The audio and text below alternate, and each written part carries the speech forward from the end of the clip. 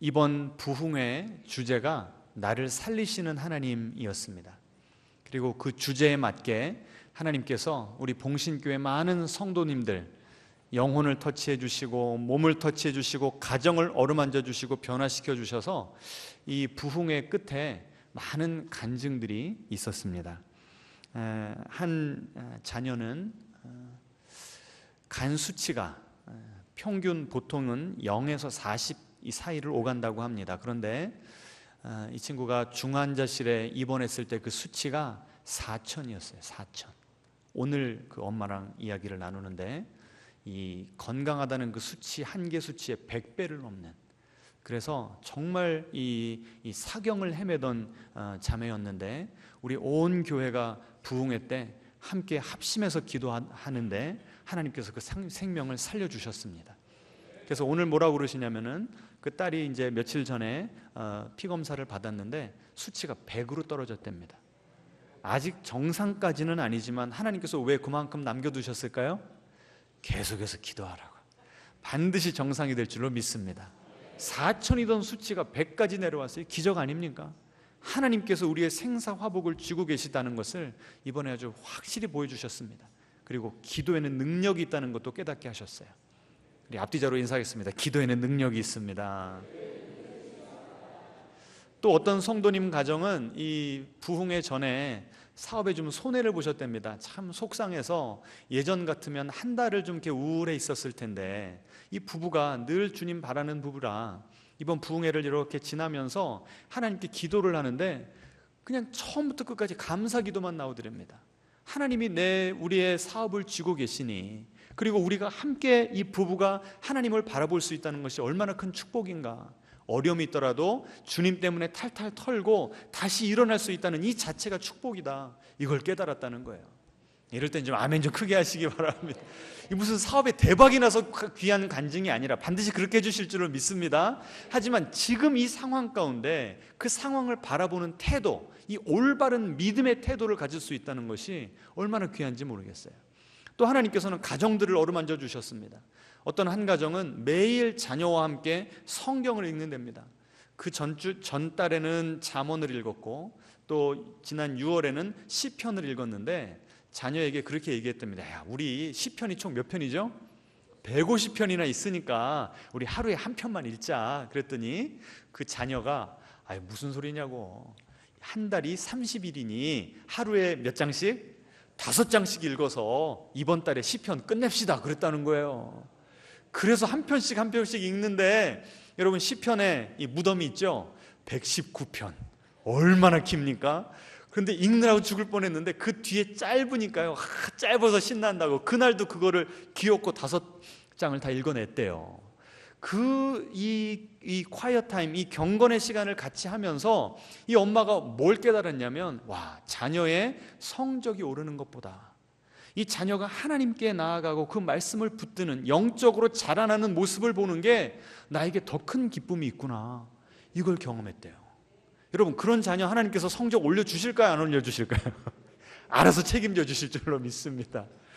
또 어떤 가정은요, 초등학교 4학년, 중학교 1학년, 두 자녀가요, 방언이 터졌어요.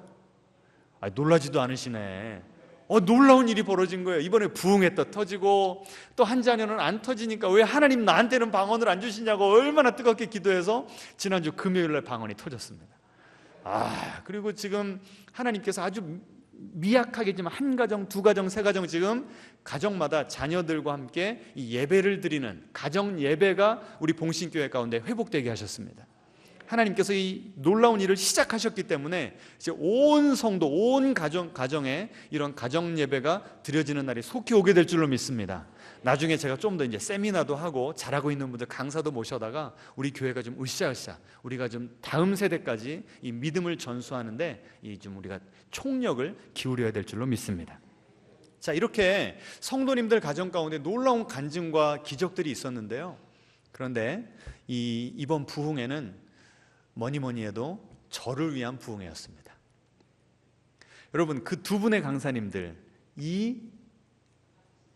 이강천 목사님 그리고 김형성 목사님, 이 두 분 다 설교하실 때 여러분 보셨죠? 제가 어디 앉아 있었죠? 근데 두 분 다 설교하시다 말고 여러분을 바라보고 설교하셔야 되잖아요. 근데 자꾸 저를 바라보고 설교를 여러분도 보셨죠? 그 이상하다 이상하다 듣다 보니까요, 하나님이 저에게 야, 이 메시지는 누구 들으라고? 너 들으라고 하는 거야. 하나님께서 저희가 그렇게 말씀하시는 거예요. 그 이강천 목사님 첫날 메시지가 뭐였죠? 창세기 12장. 하나님께서는 우리에게 먼저 뭘 주세요? 복을 주십니다. 그리고 그 복을 누리게 하시면서 사는데, 거기서 그치는 것이 아니라 복을 주신 다음에는 어떻게 하신다고요? 우리가 모든 열방, 모든 민족들에게 복이 되는 인생을 살게 해주시겠대요. 앞뒤자로 인사하겠습니다. 우리는 모두 복덩어리입니다. 여러분, 얼마나 심플하지만 심오하고 강력한 메시지입니까? 저에게요, 이게 엄청난 도전이 됐어요. 저는 지금까지 우리 봉신교회를 보니까 제 이 믿음의 눈이 닫혀 있어가지고 죄송합니다. 우리 교회가 부족한 것, 결핍된 것 이것만 보이고, 우리 성도님들을 봐도 편찮으신 성도님들, 경제적으로 어려우신 성도님들, 관계 때문에 눈물을 흘리는 성도님들, 맨 문제만 보이는 거예요. 그러니까 제가 설교를 하고 기도를 하고 사역을 할 때에도 항상 우리 성도님들 복 주세요, 우리 성도님들 회복시켜 주세요, 우리 성도님들 치유해 주세요. 제 사역의 방향이 오직 그쪽이었어요. 제가 전에 말씀드렸잖아요. 그래서 저는 과거지향적이었을까요? 미래지향적이었을까요? 과거지향적이었다고요. 그런데 하나님은 말씀하세요. 내가 너희를 반드시 복준다. 아멘. 그러니 너의 과거의 상처도 회복해 줄 것이고, 너의 몸도 치유해 줄 것이고, 너의 가정도 회복시키리라. 그런데 중요한 건 뭐냐면, 구원에는요 두 가지 요소가 있어요. 이번에 제가 이 설교 통해서 다시 한번 확실하게 이 리마인드 된 이 진리인데요, 뭐냐면 saved from, 무엇으로부터 구원받다가 있고, saved for, 무엇을 위해서 구원받다. 이 두 가지 요소가 있는 거예요. 여러분, 하나님이 우리를 구덩이에서 끌어내 주셨어요. 이게 구원이죠.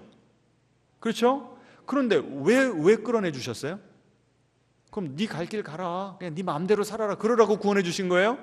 아니죠. 이제는 누구를 따라라? 나를 따라서 다른 구덩이에 있는 사람들 구원해내는데 동참해라. 내가 너를 살려준 그 은혜가 감사하다면, 감격스럽다면 이제 너도 이 운동에 참여해라. 저는요 지금까지 saved from에만 집중했다니까요. 우리 성도님들이 이 놀라운 구원의 축복을 경험하게 해주십시오. 그런데 이번에 제가 메시지를 들으니까 saved for, 우리가 무엇을 위해서 이 교회가 존재하며 우리가 무엇을 위해서 지금 이 신앙생활을 하고 있는가. 단지 위로받고 건강해지고 온전해지고 돈 많이 벌고 세상적으로 잘 나가고, 이게 목적이 아니잖아요.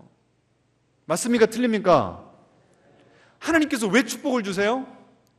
그 축복을 가지고 만방에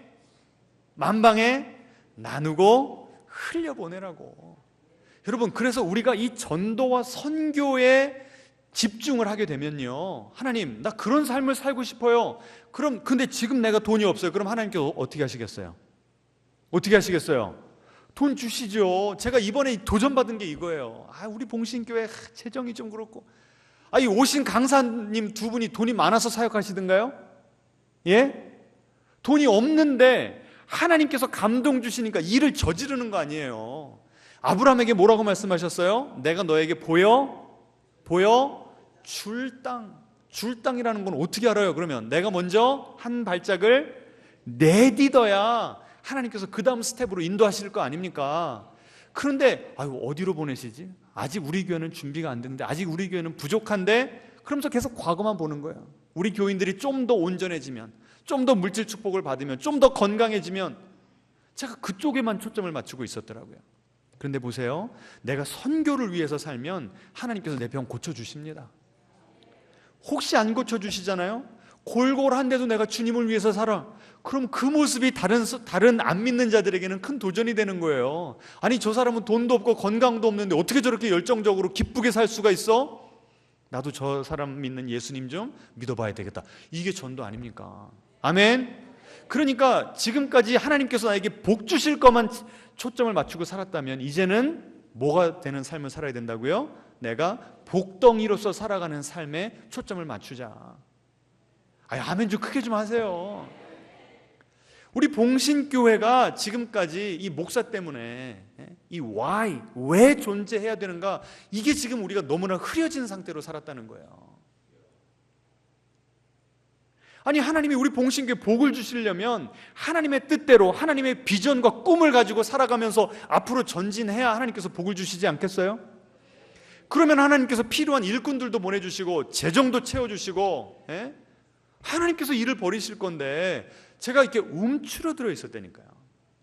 이제 제가 또 움츠러들려고 그러면 저를 좀 이렇게 깨워주시고 채찍질 해주시기를 바랍니다. 그리고 우리가 같이 이제는 꿈꿔야 됩니다. 아멘. 앞뒤자로 인사하겠습니다. 하나님의 비전에 사로잡히시기 바랍니다. 이 이강천 목사님이요, 마지막 날 마지막 시간, 주일 오후 시간에 설교 얼마나 오래 한 줄 아세요? 계셨던 분들 얼마 동안 하셨습니까? 장장 2시간. 예배 시간 전체는 3시간인데 이 설교만 2시간을 하셨어요. 여러분 최근에 그렇게 긴 설교 들어보신 적 있으세요? 제가 여기서 듣다가 우리 성도님들 시험도 시면 어떻게 하나. 근데 가만히 메시지를 듣다 보니까요, 처음에는 우리 성도님들 개인의 재정을 향한 메시지였어요. 그런데 갑자기 메시지가 방향이 바뀌는 거예요. 교회를 향한 메시지, 교회의 재정을 향한 메시지, 하나님께서 주시는 꿈을 가지고 배 바깥으로 걸을 때, 배 바깥으로 나와서 바다를 걸을 때 하나님께서는 이런 기적을 일으켜 주신다고 완전히 이 방향이 개인에서 교회로 바뀌는 거 여러분 경험하셨죠? 그러면서 계속 누구를 쳐다봐요? 저를 쳐다보시는 거예요. 그래서 저는요, 그 2시간 동안요 엄청 은혜를 받았어요. 계속 회개했습니다. 계속 결단했어요. 난 이제 앞으로 이렇게 살지 않으리라. 우리 봉신교회 이렇게 인도하지 않으리라. 여러분 이제 같이 꿈을 꾸셔야 됩니다. 각오하시기 바랍니다. 그 꿈을 향해 나아가면 하나님께서 우리가 그의 나라와 그의 의를 구할 때에 우리 개인의 문제들은 다 알아서 해결해 주실 줄로 믿습니다. 저를 위한 부흥이었다니까요. 저를 살리는 부흥이었어요. 여러분도 살아나셨죠? 그럼 살아나신 상태에서 이제 뭐 하실 거냐고요. 그래서 제가 이번에 이 은혜를 받으면서 경험한 것이요, 사람은 why, 인생의 목적, 의미, 사명, 이거 없으면 죽는구나. 이게 없으니까요 표류하는 인생이 돼. 표류하는 인생. 여기서 뭐 코인하면, 주식하면 돈 번 데다가 싹 쏠려가. 자식 이렇게 하면 의대 보낸 데다가 싹 쏠려가. 여러분 방향성이 있어야죠. 방향성. 내가 무엇을 향해서 내가 어떤 목표를 이루며 하나님께서 나를 이 세상에 왜 보내셨는가, 이게 정확해야 아무리 비바람이 불고 힘든 일들이 있어도 계속해서 뚫고 나갈 거 아닙니까? 그런데 이게 없으니까 그냥 뇌화부동하는, 계속 방황하는 인생을 살더라고요. 제가 거기까지 가니까요 모세의 인생이 다시 한번 묵상이 되더라고요. 여러분 모세가 몇 년 살았죠? 몇 살까지 살았어요? 120살. 우리가 딱 그렇게만 살면 됩니다. 아멘. 근데 그 120살의 인생이 딱 3파트로 나뉘어요. 첫 번째 0살부터 40살까지는 어디서 살았습니까? 애굽의 왕궁에서 살았죠. 그때는요 자기의 야망을 가지고 살았어요. 어머니가 마침 유모였잖아요. 나를 젖먹이면서 너는 히브리인이야, 하나님이 너를 이 왕궁에 보내셨어. 그러니까 그때까지만 해도 신앙이 아직 깊지 않아서 내 야망으로, 내 잘남으로 나는 히브리 백성을 구원할 수 있다, 그런 꿈을 가지고 살았어요. 그러다 보니까 처음 40년 인생은요 내 야망과 내 꿈이 하나님보다 더 큰 시기였습니다. 그렇게 40년 동안 살다 보니까 마지막에 어떻게 막을 내렸죠? 40살 됐을 때 애굽 사람을 죽이면서 지명수배자가 돼서 도망가 버리는 실패한 인생을 살았어요. 자, 그렇게 되니까 40살부터 80살까지는 어디 살았습니까? 광야에서 뭐 하면서요? 처가살이 하면서 양떼를 모는. 이 사람에게 당신 왜 살아요? 인생의 목적이 있습니까? 라고 인터뷰를 했으면 뭐라고 답을 했을까요? 나는 그런 꿈조차 가질 자격이 없는 사람입니다. 나는 실패한 인생입니다. 나는 죽지 못해 사는 인생입니다. 이런 말 하지 않았을까요?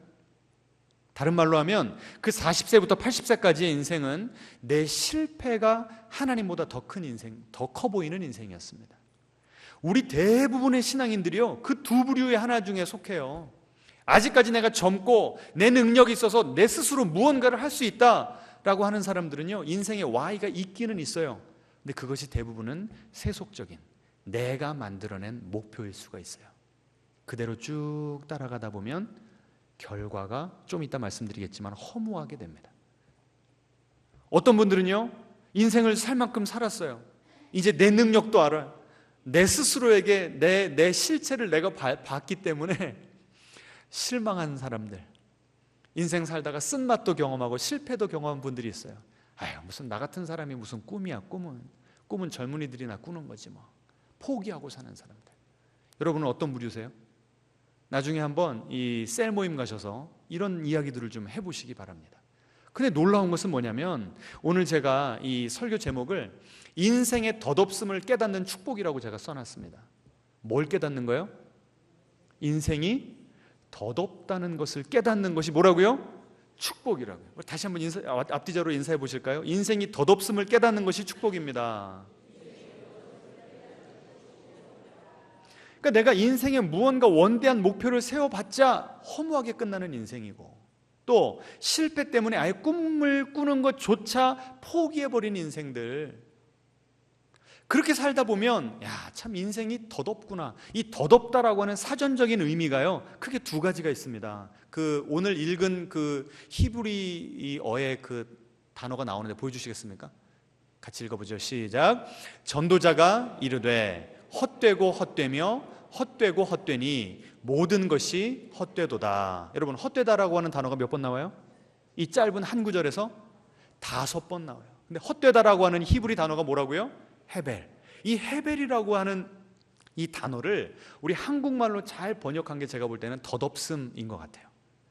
이 덧없다라고 하는 단어와 헤벨이라고 하는 단어 둘 다 어떤 의미가 있냐면 짧다라는 거예요. 금방 사라져버린다는 거예요.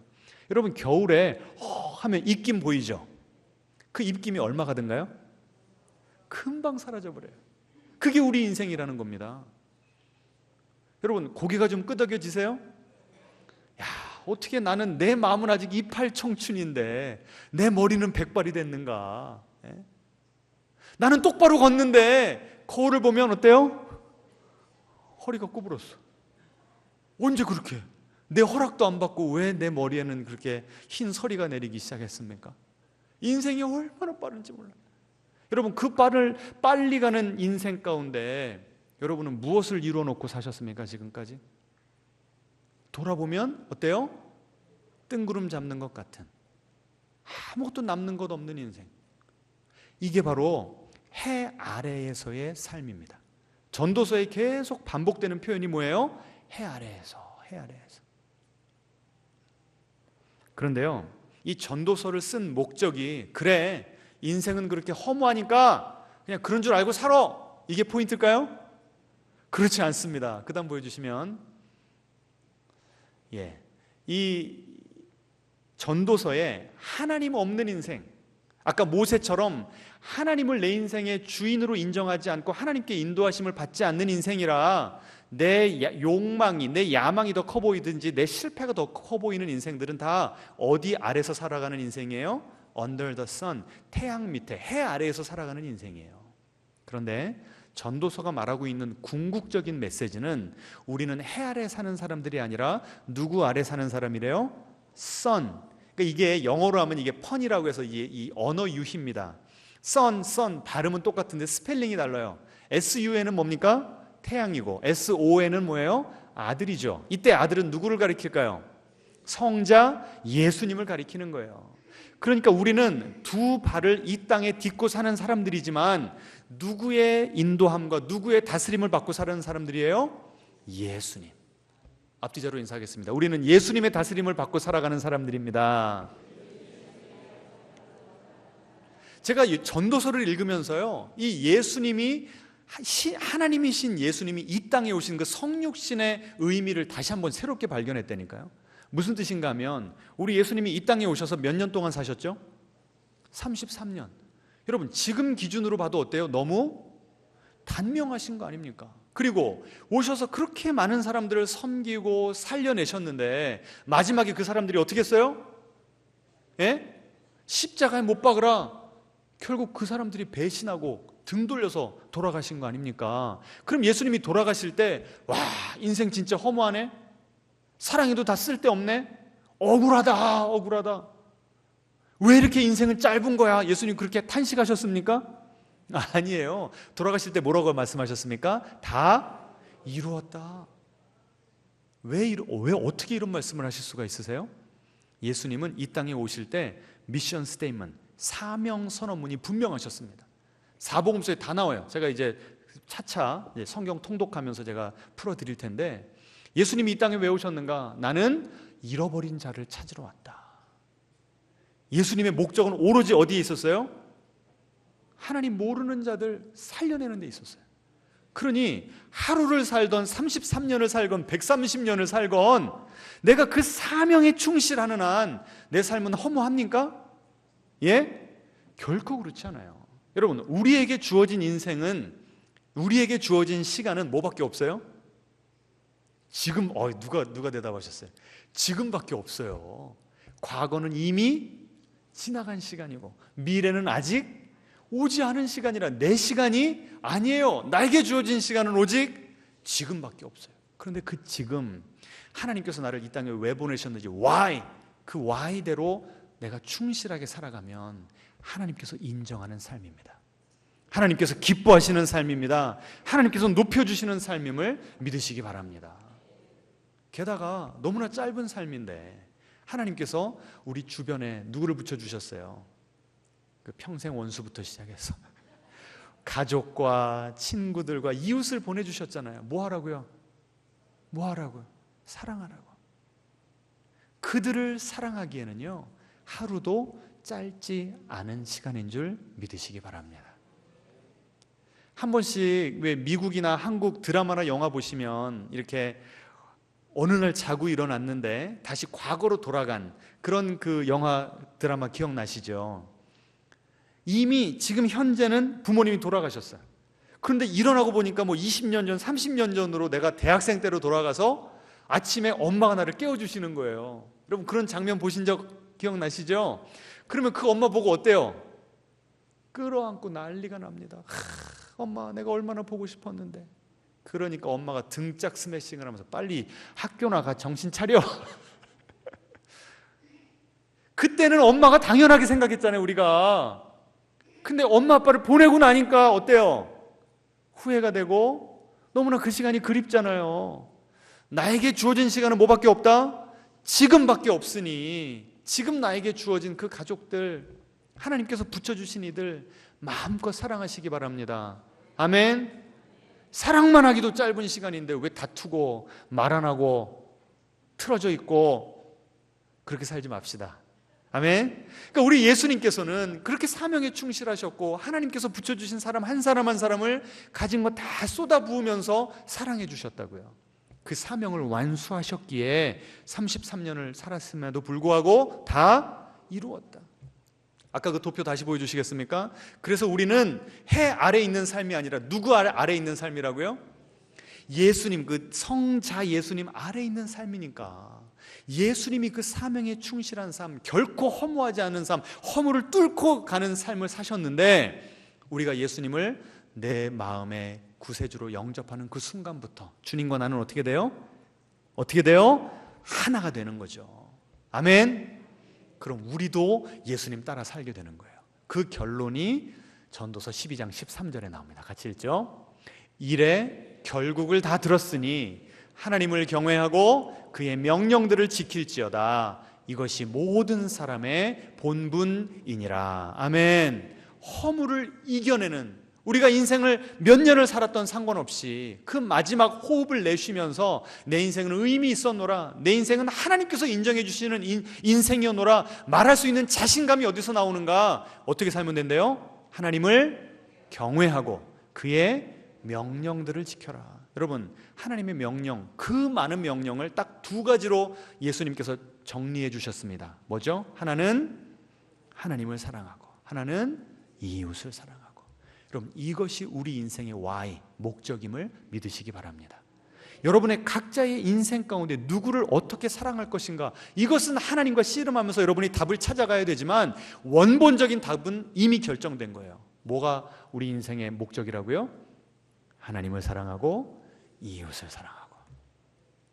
자, 이렇게만 끝내려고 했는데 아직까지도 좀 추상적이잖아요. 그래요, 안 그래요?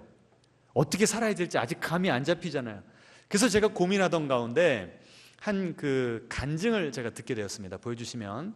새롭게 하소서에, 여러분 꼭 오늘 돌아가셔서 유튜브로 들어가 보시면 새롭게 하소서의 서상복 목사님, 이분의 간증이 너무나 저에게 감동이 되고 오늘 이 설교와 잘 맞기 때문에 제가 오늘 소개를 좀 해드리려고 합니다. 이분은요, 할아버지가 한센병 환자셨어요. 그래서 어렸을 때 어디서 살았냐면 저 산골 깊은 곳에, 주변에 아무도 살질 않아요. 왜요? 한센병이니까 혼자 격리를 하고 살아야 되잖아요. 이 자기의 아버지도 집을 나가버렸어요. 자기 할머니도 할아버지가 한센병 걸렸다고 집을 나가버렸어요. 자기 어머니도 돈 벌러 집을 나갔어요. 그래서 그 첩첩산 중에 할아버지랑 나랑 둘만 사는 겁니다. 오죽 말을 안 했으면 초등학교 1학년, 2학년까지 말할 줄도 몰랐대요. 그리고 그 산 중에 늑대인가요? 늑대가 나타나는데 자기는 그 늑대가 개인 줄 알았답니다. 그래서 그 어렸을 때 그 늑대들이랑 같이 놀았던 늑대 소년이었습니다. 이렇게 고백을 하는 겁니다. 그런데 어쩌다 한 번씩 이 동네를 내려가면 아이들이랑 이제 그때마다 이제 한 번씩 노는데 어떤 나이 든 할머니가, 아까 라면 뭐라고 그랬어요? 라면 깡? 네. 그거를 주면서 전도를 하더래요. 그래서 그거 먹으려고 교회를 갔는데 거기서 찬양을 울어도 못하네. 그러면 후렴 어떻게 되죠? 십자가에 달려서 예수 고난 보셨네, 나를 구원하시리 예수밖에. 이 찬양을 듣는데요, 막 눈물이 나오더래요. 왜 그런가 봤더니 그 산골에 살다 보니까요, 계절의 변화를 보고 하늘에 초롱초롱 빛나는 별을 바라보면서 이 아름다운 세상은 우연히 생겨날 수가 없다. 그 어린 것이 분명 이것은 신이 창조한 세상이다. 그거를 깊이 믿고 있었대요. 그런데 그 찬송가를 듣는 순간 나를 구원하시리는 누구밖에 없다고요? 예수밖에 없다는 그게 확 내 가슴에 오면서, 아, 그 신이 바로 누구다? 예수님이구나. 그때부터 이 목사님은 예수님과의 동행이 시작됐습니다. 허무한 인생, 나같이 가련한 인생, 엄마도 떠나고 할머니도 떠나고 아빠도 떠난 그 나 같은 소망 없는 인생, 꿈꾸는 게 사치인 인생, 그런 인생을 살다가 예수님이 내 마음속에 들어오시니까 Under the Sun, S-O-N, 예수님 지배를 받고 다스림을 받고 사랑을 받는 그런 인생을 살게 됐다는 거예요. 자, 그런데 이제 중학생이 되려고 하니까 아버지가 어디서 나타나셔가지고, 그것도 거나하게 취한 상태로 나타나셔서 이제 너 나랑 같이 살자. 어디로 데려가시는가 봤더니 탄광촌. 아버지가 배운 게 없으니까 그저 몸으로 돈을 버셔야 되는 거예요. 그 당시 탄광촌은 그 보통 비슷한 일을 하는 사람들의 그 월급을 3배를 받았답니다. 왜 그럴까요? 탄광이 한 번씩 무너져 내리잖아요. 그러면 숱한 사람들이 죽어나가는 겁니다. 그러니 이 아버지가 또 어렸을 때 어떤 상처가 있었는가, 자기 아버지가 한센병 환자잖아요. 그럼 나는 뭐가 되는 거예요? 욕하는 말 있잖아요. 문디 자식이 된 거야, 문디 자식. 그래서 사람들이 자기한테 너는 문둥이 자식이다, 문둥이, 그렇게 돌을 던져. 이 마음이 완전히 깨어진 상태에서 그런 힘든 일을 하고 언제 죽을 줄 모르는 정말 허무한 인생을 살다 보니까 이 아들을 그렇게 매일같이 구타를 했답니다. 어느 정도였는가, 어느 한날은요, 자기가 자는데 아버지가 술 취해서 들어와가지고 칼을 머리에 그냥 꽂아버렸대. 그래서 막 응급실로 실려가가지고 목숨이 위태롭다고 하는데 어떻게 치료를 받으니까 다 나서가지고 집에 왔대요. 여러분, 이렇게 깨어진 인생이 어떻게 저런 훌륭한 사람이 되어서 간증까지 나올 수 있었을까요? 가장 먼저는 그렇게 할머니 그분이 알고 보니까 은퇴한 전도사님이시더랍니다. 그분의 전도를 받아서 예수님을 알게 됐고, 탄광촌으로 가다 보니까 이제 새로 교회를 갔는데, 이분이 중학교 1학년부터 고등학교 3학년까지 새벽 기도를 했대요. 1년 365일 중에 300일을 새벽 기도를 했답니다. 그럼 나머지 65일은 왜 못했는가? 새벽까지 아버지에게 두드려 맞느라고. 그러니까 맞지 않으면 생명을 걸고 새벽 기도를 한 거예요, 그 어린 것이. 그런데 첫날 새벽 기도를 갔는데, 그 교회는 100명 정도 모이는 교회고, 목사님도 없고 전도사님이 담임을 하는 교회들입니다. 그런데 나를 알지도 못하는 분이 자기가 그래도 은혜 받겠다고 맨 앞자리에 앉으니까 새벽 기도 기도하는 시간에 와가지고, 야, 하나님이 너를 끌어안고 기도해 주라고 그런다. 내가 그렇게 해도 되겠냐? 하라고 그러죠. 끌어안고 눈물을 흘리면서요 10분을 기도를 해 주시더랍니다. 그리고 나서 교회 뒤에 칠판이 있는데, 거기다가 요일을 딱 써놓고, 주일, 월, 화, 수, 목, 금 또 써놓고, 주일은 전도사님 이름 써놓고, 월요일은 새벽기도 오시는 장로님 이름 써놓고, 그 다음에 화, 수, 목, 금, 토는요 그 교회 기도하시는, 새벽기도 나오시는 권사님들의 이름을 써놓고, 거기다 뭐라고 써놨냐면 서상복이 안고 울어주기 당번. 그래서 그 교인들이 매일매일 새벽마다 이 아이를 끌어안고 기도를 해주는 거예요. 몇 년을 그렇게 했는가? 6년. 중학교 1학년부터 고등학교 3학년까지. 그래서요 나는 마음의 상처가 다 치유받았다는 거예요. 그 칼을 아버지가 나한테 꽂은 그날도 내가 다 이 치료를 하고 집에 가니까요, 아버지가 그 피가 흥건한 데서 골아 떨어져 있더래. 술 먹고 취했으니까. 그런데요 자기가 그 피를 다 치웠대요. 그리고 아버지를 바라보는데 그렇게 불쌍한 생각이 들더랍니다. 그런 마음이 들더래요. 그래서 다 치우고 아버지를 또 꼭 껴안고 잤대네요. 이런 마음이 어디서 나와요? 어디서 나와요? 하나님의 사랑에서 나오는 거죠. 그래가지고요 이분이, 야, 이제 나는 성경 말씀도 열심히 읽어야 되겠다. 1년에 성경을 3독씩 했답니다. 하나는 한글 성경, 하나는 한문 성경, 하나는 영어 성경. 그래서 1년에 성경을 3독씩 했더니요 처음에는 전교 꼴찌. 근데 점점 성적이 올라가더니 고등학교 되니까 전교 1등을 놓치질 않았대요. 과외도 못 받고 학원도 못 가는 어려운 형편인데 하나님께서 지혜를 주시더래요. 여러분, 여러분의 자녀들, 여러분의 손자 손녀들 어떻게 하면 전교 1등이에요? 예? 새벽기도, 성경통도.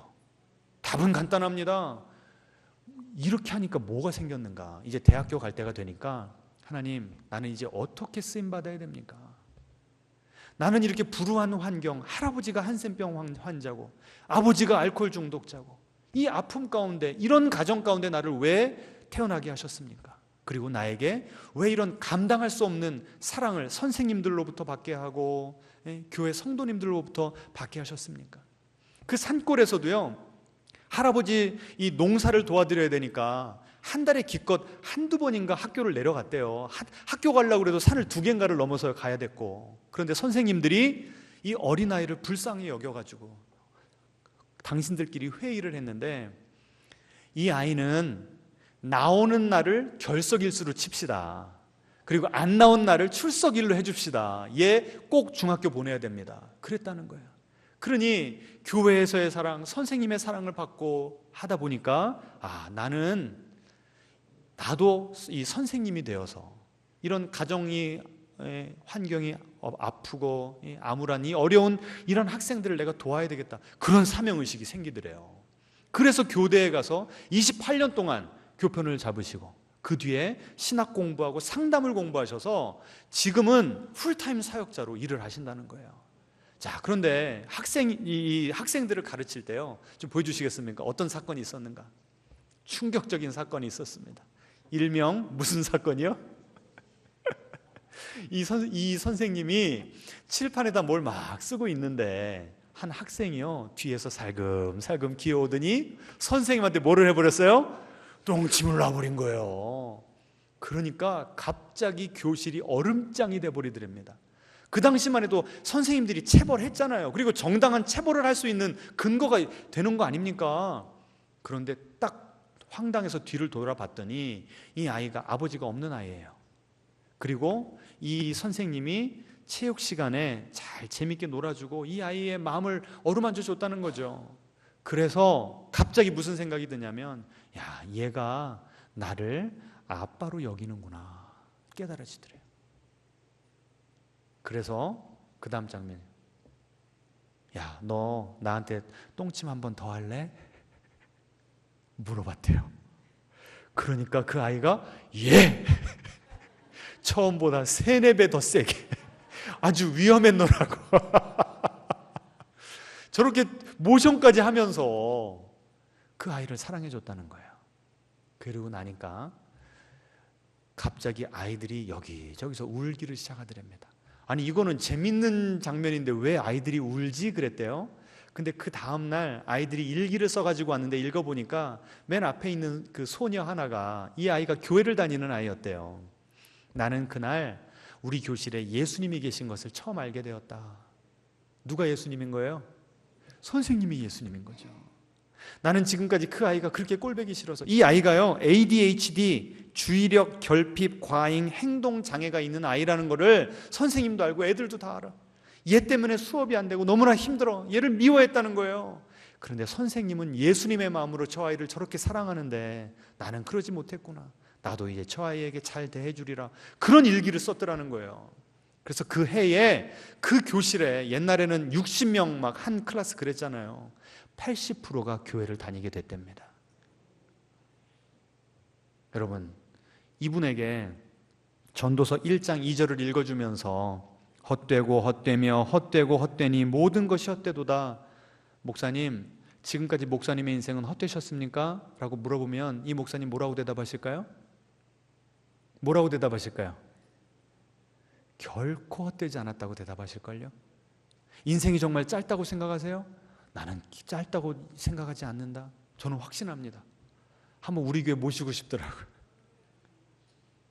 여러분, 왜 인생이 허무하지 않을 수 있는 거예요?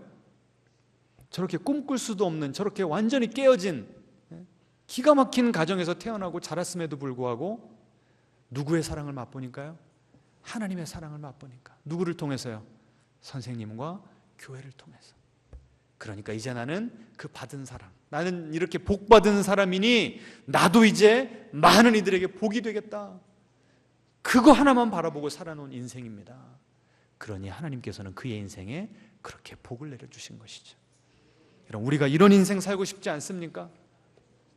오늘 같이 좀 기도하실 때, 하나님, 내가 지금까지 혹시 인생을 헛살았다 할지라도 나만을 위해서, 내 생존만을 위해서, 내 욕심만을 위해서 살았다고 할지라도, 아니면 모세의 40세 80세 인생처럼 실패 때문에 나는 꿈꿀 수도 없는 인생이다, 좌절하고 있었다고 할지라도 하나님이 나를 붙들어 주시면 그 사랑에 감격하여서 다시 살아나서 이제 나도 누군가에게 그 사랑을 베푸는 인생 살게 하옵소서.